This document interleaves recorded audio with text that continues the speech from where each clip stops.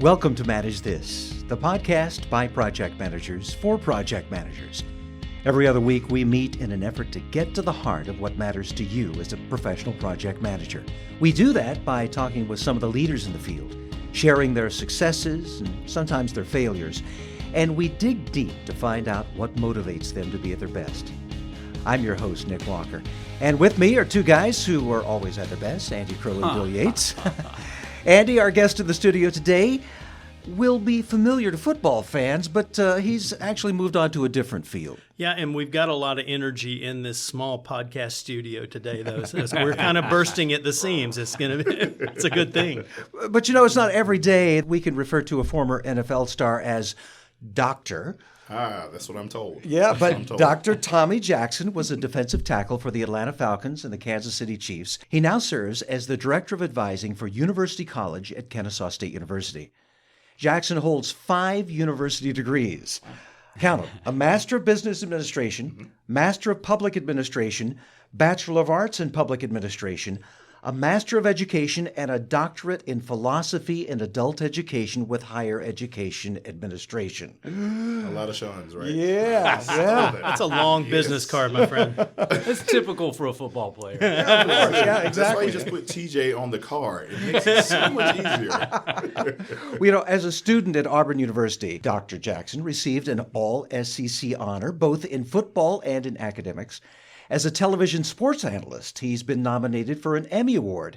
And in between his work in education, he was also the program director for the at-risk student program within the city school system in Opelika, Alabama, his hometown. Dr. Tommy Jackson, it's a pleasure to have you with us here on Manage This. I am so glad to be here. Thank you for having me. Truly.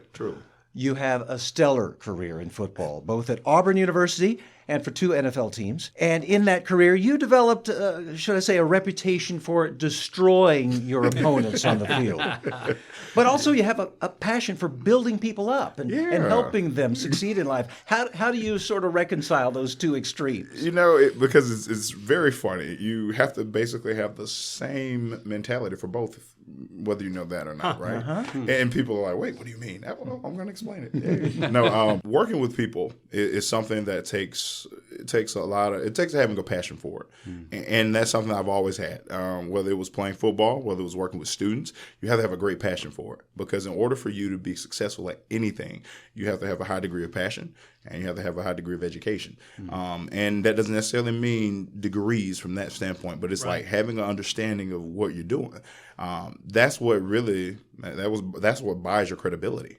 People are able to say, he's done it. He'll do it.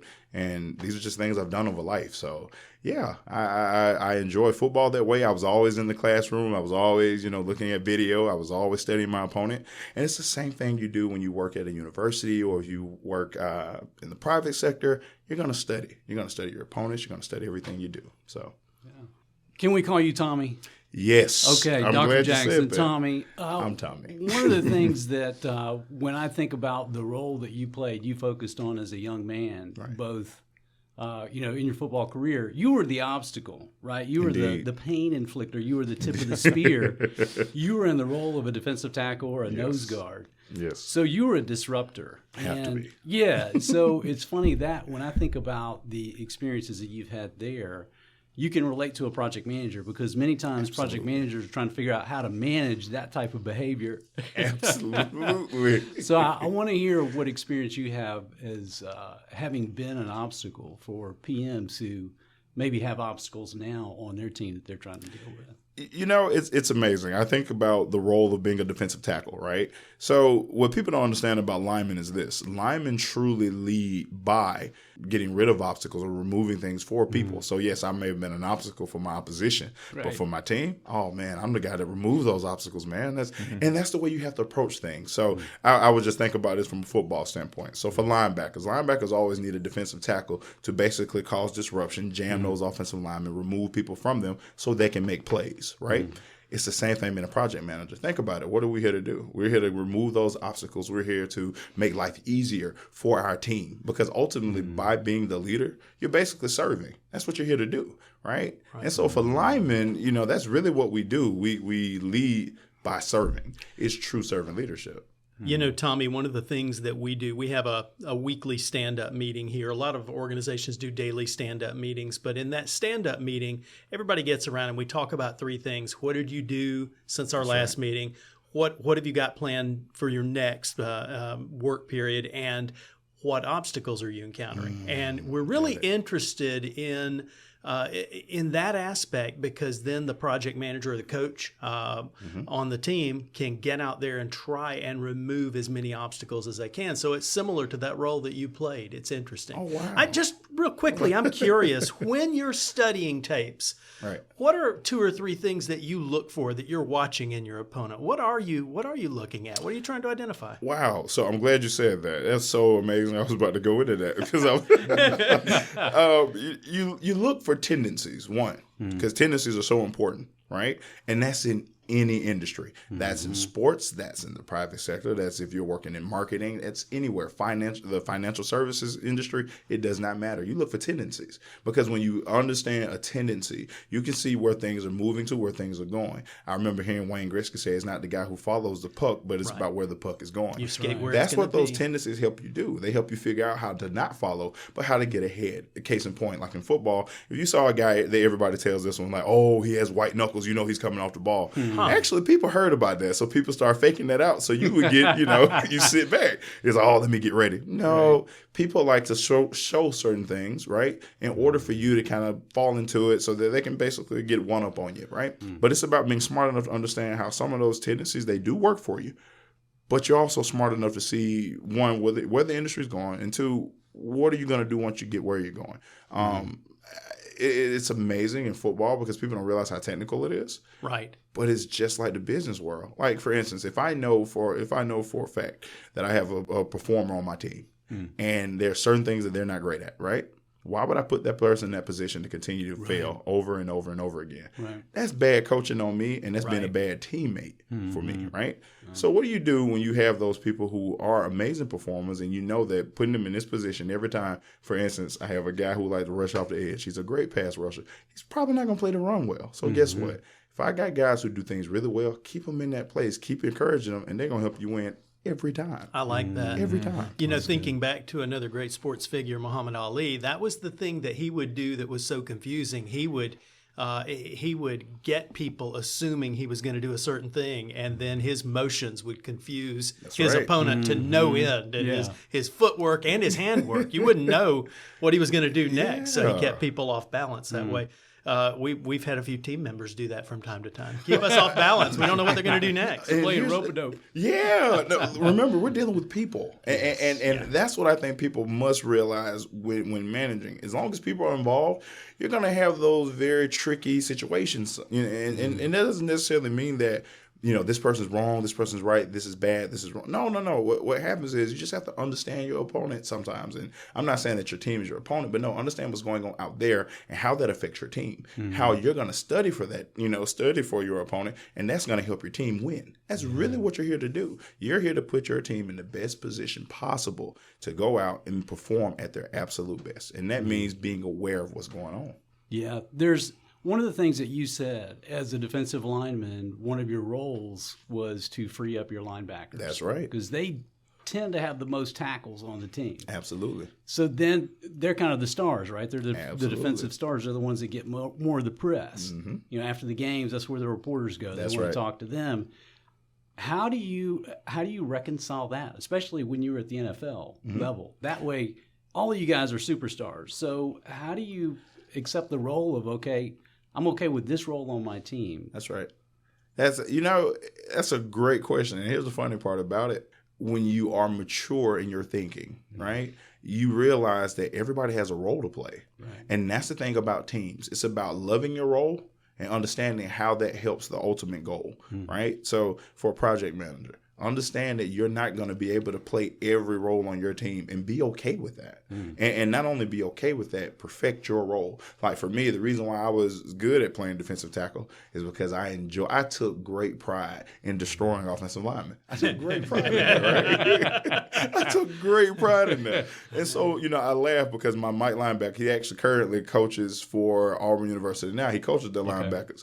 But he weighed about 205 pounds. And at the time, I weighed 305 pounds, 100-pound difference, right? Why would I let another 300-pounder press my guy? I wouldn't do that. Right. I took great pride in forcing or putting, basically imposing my will on those individuals to let this guy go win. Because I knew by him winning, it was ultimately going to free me up too. So what I think people must do, especially project managers, is realize that everybody has their role. And if we love the role we play, wow, man, look how well we'll do as a team. We'll do great things together. So don't lament for when, you're not getting the praise or angry about the things in which, that aren't happening for you. But know that it's a team effort. And everybody get their praise. They will. Because the team wins. The team wins. Like at the end of the day, if we all got the win, guess what? Right. Everybody got praise. Yeah. How do you instill that, though, in the rest of your team members in a project management situation? I just really love your exuberancy, in this. But how do you translate that? How do you plant that in others? So the good part about, I would say, is having a high EQ. We always talk about IQ, but EQ is so important. Here's why. You're going to get a feel for your team. You're going to get a feel for those people who may need a little more encouragement, from those people who don't want to be encouraged, who literally say, let me put my nose down and do my job. Don't you bother me, right? And if you know that that's the kind of person that you're dealing with, allow that. So first of all, it's about being in a place where you understand who you're dealing with and be okay to manage people differently. Because not all people should be managed the same. That doesn't make sense, right? So once you have a high EQ, understanding who you're managing, and then when you allow that person to grow and flourish within themselves, they're going to trust you. They're going to trust your lead. So if they see me exemplifying those things in which I'm asking them to do, guess what? They're going to do it too. And the reason why is because they say, hey, he'll do it. All right, since he'll do it, I can do it. And that's the same thing about being a lineman that I love, because about being a lineman, people could talk about or say whatever they want to. We bang every play. Right. That's the thing about being a project manager. You have to bang every play. It's true. You have to. So there's a concept that's come up and come into prominence over the last couple of decades called Agile project management. Don't know if you're familiar with it, but Agile is this idea that they really emphasize team to the point that they strongly de-emphasize the individual. So now it becomes all about the team. There's very little recognition of individuals. You make commitments as a team. That's right. You do work as a team. It's reported as a team, and it's not one superstar. That's right. So it's an interesting way of doing it that really pushes this idea of performance as a team. Absolutely. That, to me, that's the smartest way to lead, in my opinion, because that is tried and true. Think about, the United States military. I laugh and I tell people all the time, though the media may say this guy's a superstar, in football, or this guy's that. Bet if you ask in that locker room, it's one unit, right? Right. And that, to me, when you talk about that, being team oriented, that is the most important way, and always, to me, to push a team forward. It's all about us. It's not about me. It's not about you, him, her. It's we. So this sounds like servant leadership to me. Absolutely. So what does servant leadership mean to you, Tommy? The greatest among you will be a servant. That's exactly what it means to me. And so what I mean by that is, if we are fighting to serve one another, if we are fighting to give the advantage to our team members, everybody seems to be working for each other as opposed to one person. And that, to me, is how you achieve those goals. So that's totally what it means to me. Like, it's about truly being willing to go out there, put yourself on the line, go out there and do everything you can to get the victory for the group. And it's not about patting yourself on the back. It's not about just patting one or two people on the back. When we hug, it's a group hug. People joke when I say that, but really, if we hug, we're going to do a group hug. We're going to do this together. So that's important, man. That's good. And you've seen coaches, again, back to the field. In your career as a football player, you've seen coaches who've done that really well, maybe some who have not. What are some differences in their leadership style that you go, okay, that works? Oh, wow. It's funny. You can see how great a coach is, and people think this is elementary, what I'm about to say, but it kind of is. Look at their record. Look at their winning record. Right. Like, people always talk about like the Patriots and the Patriot way, right? All they're saying is nobody's above the team. That's it. That's literally all they're saying. The University of Alabama, why do they always win? Ew, I cannot believe I said that. Right. However, big team, little me. Big team, little me, right? And even when I was at Auburn, when we did win the SEC, and I think my class is the most winningest class, or second most winningest class, is because we truly did have a we spirit. Nobody cared who got the praise. All we wanted to line up and go kick your tail. That's exactly what we wanted to do, and we wanted to do it as a group, and that was the best way to win.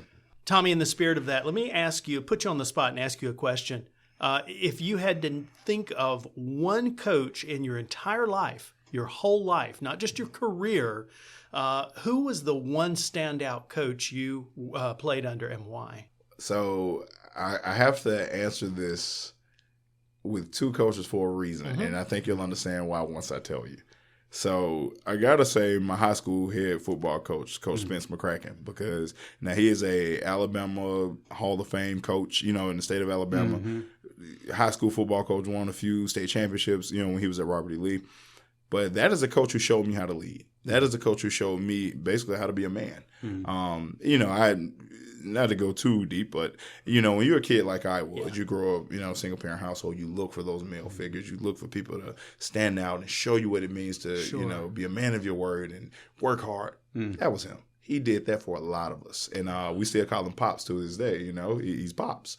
And the reason why he is such a great leader is because the things in which we've talked about, over this time, he exuded those things on a regular basis. Like, this is how he lives. He is all about big us, little me. He cares nothing about the individual. I could go out and crush people. I remember one game, man, I had like 21 tackles. I'm a defensive tackle, man. That is huge, right? You don't get tackles like that. And so he used to post the numbers outside of, on the board. So I'm up there. I was feeling myself. I was in high school, of course. He heard me saying it. Oh, so you think you're good now, huh? He snatches those stats off the board. Nobody will see your stats again. That's right. Wow. And I'm thinking to myself, really? Yeah. But it taught me something. Yep. It's not about personal accomplishments, man. You can sit and do that all day long, but it doesn't help push the team forward. Right. And once he did that, and I learned a very valuable lesson that day, it's always about who we are, not who I am. And that man is one of the greatest leaders I've ever seen. And people still say that to this day. There are several coaches that have coached for him that are coaches in other places. That's because of that leadership. And then I got to throw Coach Yaxel in there. He was a strength and conditioning coach at Auburn University. And the reason why I have to say that is this. Never have I in my life seen the most consistent leader I've ever seen. You're not going to shake him. No circumstance will shake him. He's not going to change his mind. He is who he is. And that is it. And he taught us all about being men of our words. If I say it, I'm going to do it. And that is that. And every man who's ever been coached by that man, we all say that same thought. We all have that same thought. It's along that same vein, because Kevin Yaxel has to be by far the most consistent leader in the history of this world. I know people say, oh, you don't know. Trust me, if you knew him, you would. If he says you're going to run after practice, you're running after practice. And he don't care if you destroyed people, right? You're still running because you were a minute late. He doesn't play it. You're going to show up on time. You're going to be professional, and you're going to come here to work. Wow. That's what I learned from that man. So I'm so glad you asked him that, Andy. I think we're the project managers who are thinking about what kind of legacy of leadership do I want to be known for. Right. Man, those are such powerful words. That's great. And I'm telling you, it travels beyond just, working with your team here, man. That's at home. That's out in your life. That's true. They laugh at me because I'm always like 15 minutes early for meetings and stuff. They're like, why are you always like that? Because I used to have a fear of running after practice. That's right. Thanks, Coach Yates. Thanks. I'm 305 pounds. I don't run. I don't run anywhere. I'm not built for it. Yeah. I've asked that question to probably close to 10 former professional athletes.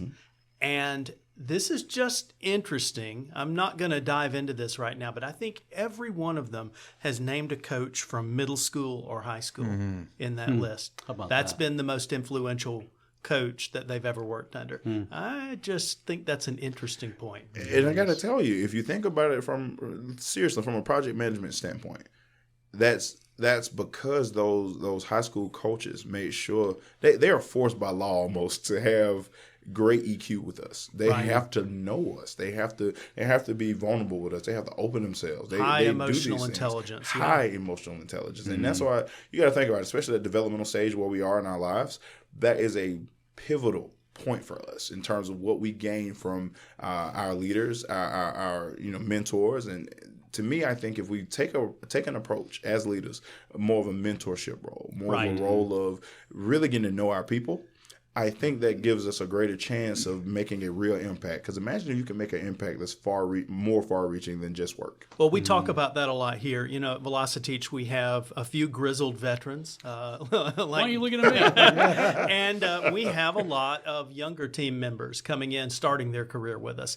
And we talk a lot about how do we develop people? How do we mentor and lead them? How do we help them ease into this idea of work and career? And I look back at the most formative times in my career as being some of the first assignments I ever had. It's just the nature of it. And that's a lot of responsibility to carry as a manager, as a project manager, One of the things that Tommy and I talked about earlier just really resonated with me, and it had to do with dealing with adversity. That's right. And when you look at the characteristics of a healthy team, where you do have a coach who has set something up, a project manager who has set up a team that is healthy, then these kind of things fall out. And Tommy, you told a story about Josh Thompson and when you were injured, and just relay that, because I thought that was such a great example of what a healthy team looks like. I'm gonna tell you, man.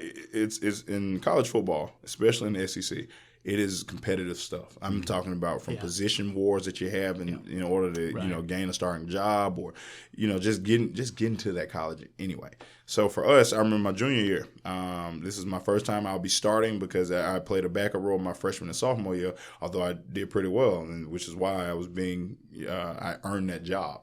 First week of camp, summer camp, I dislocate my elbow. A friend of mine gets blew down 2 gaps and kicks my elbow out of place. Yeah, it was awful. My entire arm was purple, man. It was ridiculous. So I'm sitting here thinking, oh my God, I cannot believe I finally got to this stage. I'm ready. It's my time. And I can't play. Wow. I'm thinking, oh, they're going to give my job away. And I worked so hard. I remember Josh coming up to me in the training room. And I'm always going to remember this. And Josh comes up, "You be all right. Don't worry about it. You going right back to your job. You're going to be fine. Brother, we good. We got you. We got you till you out, until you come back." And he was a teammate. He was my backup. Yeah. Like that's crazy. And the ironic part about it with Josh, like Josh helped me deal with a lot of those things. Like even, just again, because as a college football player, you battle. You sometimes battle with your position coaches. Sometimes you battle with other teammates. The way our team was set up, although we were in competition sometimes, we still always pushed each other. Josh came up and said, "You're going to be fine. Don't worry about it." And I'm sitting here and I'm thinking to myself, wow, would I have been mature enough to say something like that, if it were me? And the amazing part is, of course, I go on there and I make our conference, but that also set Josh up to do great, because after I left, Josh did a great job as well. He was an all-conference player. And it's funny how that mentality works. It's not about me. It's not about you. Literally, what gives us the best chance to win as a group? And that vote of confidence to get from someone who you're supposed to be in competition with, but realizes that the team is the most important thing that we're actually focusing on. That, to me, is what a team should be comprised of, at least the mindsets. So I'm always going to remember that. And that's why I take that mentality into everything I do now. It's not about you. It's not about what happened to you today or happened yesterday. It's about how we're going to move forward as a group, and we're going to continue to move forward, because this is how we win, and that's what we do. Nick, there's some project managers right now who need to notice the time on this episode and play this portion for their team. Yes, because they're dealing with absolutely. political games and all these ins and right. outs where people are trying to get the heads up on other team members. When I watch television. Watch football on television with my wife. She hoops and hollers. I love watching football with her. She's very animated. But what really takes the wind out of her sails, and mine too, is when somebody is injured on the field. It's just like, oh, Right. Yeah. And you can almost feel it. Even through the television on the team. Why is health such an important player, not just for the team member, but for the entire team? Oh, brother, you got to learn how to take care of yourself. See, that's the thing people don't realize. If you don't take care of yourself, you're not going to be available. That was the old saying we used to have. If I'm not healthy, I'm not available, right? It's the same thing that you do in your daily lives. Sometimes you have to find time to make sure you're doing those things that are important to keep you in the game. Case in point, I know sometimes we all believe like, I'm going to work 50 hours today. Yes. Here's the problem. Is the work you're doing going to be good? Right. Are you going to be efficient? Just because you're there and you're working doesn't mean you're actually working. Time spent isn't always the best time, right? And not only that, remember those people that you do this for. Like, so this is what I love about football, because a lot of us come from the same kind of background I did. What we do is attached to a gain for our families, right? We work. Hey, when you work, you're working to get a paycheck in a lot of ways. But it's also something that you're doing to make sure that you're pushing forward your family. Take care of your family. See, because if you're taking care of yourself and your family and you keep those things intact and you keep those things as the focus, that's what's going to keep you healthy. Mental health is dang near more important than your physical health, right? Right. So if you're not gonna take care of yourself, how can you lead a team? How can you push a team forward? And I've always believed in that, because I've seen guys who we might have not had the best habits. They were always injured. Right. Because they didn't do what was necessary. They didn't spend enough time working out. They didn't spend enough time taking the rest when they told us, get off your feet, right? Eat the things that we needed to eat. Spend the time with the people we need to spend time with. Listen, taking care of yourself is one of the most important things as a leader, because how you do that is literally how your team will. And Tommy, when I hear you talk about this, one of the things that goes through my mind, one of the most important lessons I learned early in my career, and it wasn't early enough, was how to get the most out of myself. That's right. So really, it starts with it sounds a little corny, but before I could effectively lead anybody else, I had to really learn to lead myself. I had to learn the right boundaries, the right way to optimize my work. And I started my career as a software developer. For a long time, I was a programmer. Awesome. And learning how to get in that zone where I was really effective and where I could crank out things. And it was different than the person next to me. The time I needed, I'm most effective really early in the morning. That's right. And so I would get to work absurdly early. I would crank out work product and I'd have, but then, about 3 p.m, I'm not getting anything done anymore. A cup of coffee isn't going to do it for me. That's right. You spit. You're spit, man. I can't even imagine what you were doing. Programming? Oh my God, that stuff is amazingly difficult. I probably shouldn't even put those two words together, but I did. But because again, think about what you were doing. Yeah. High level stuff, man. Your brain, the synapses were firing. It was pushing my brain to its limit. I'll put it that way now. But the interesting thing is, when you try and be somebody else, when you try and adapt to their work style or do it their way, some people are just wired differently. So think about what you just said. That takes us right back to what we were saying before about like why linemen are the way that they are and linebackers are the way that they are. It's about being comfortable in your role, knowing who you are, being okay with who you are. Right. When you're a lineman, you're good with being a wrecking ball. That's what we love to be. And you like confrontation? Yeah, we do. We thrive in it. Yeah. No. And those awesome greyhounds that we have on the back end, we let those guys run and be cool like that, because I'm not looking to do it, but I'm comfortable in my role and I love my role. That's and like good. You said, once you come to that place where you're comfortable with it, oh man, that to me is what'll make a team function amazing. You guys will do amazing. It's such a good lesson for me too. As a leader of a team, as a project manager, I have to not play favorites. I have to remember everybody plays a significant role, and I have to communicate that. Oh, yeah. Both in what I say and how I behave. Everybody fills a significant role. Hopefully everybody plays a significant role. That's right. No, it's the truth, man. I had a very, very valuable lesson recently with that. Yeah. One of my employees, she literally asked do you have a favorite? And I'm like, no, I don't actually. I thank you all of my favorites, right? Yeah, okay. True. Good answer. Good answer. I thank you all of my favorites. And you passed that test. Yeah, quiz.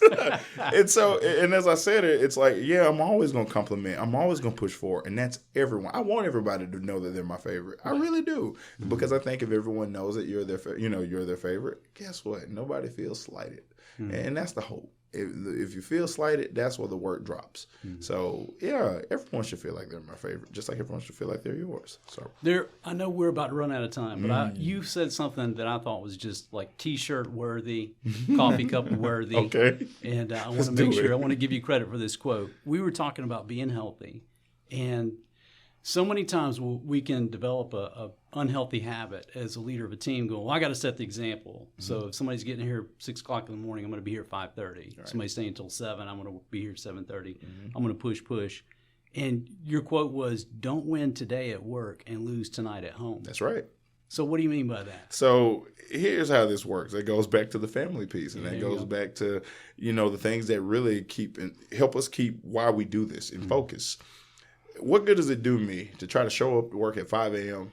and the doors don't open until 8 a.m., right?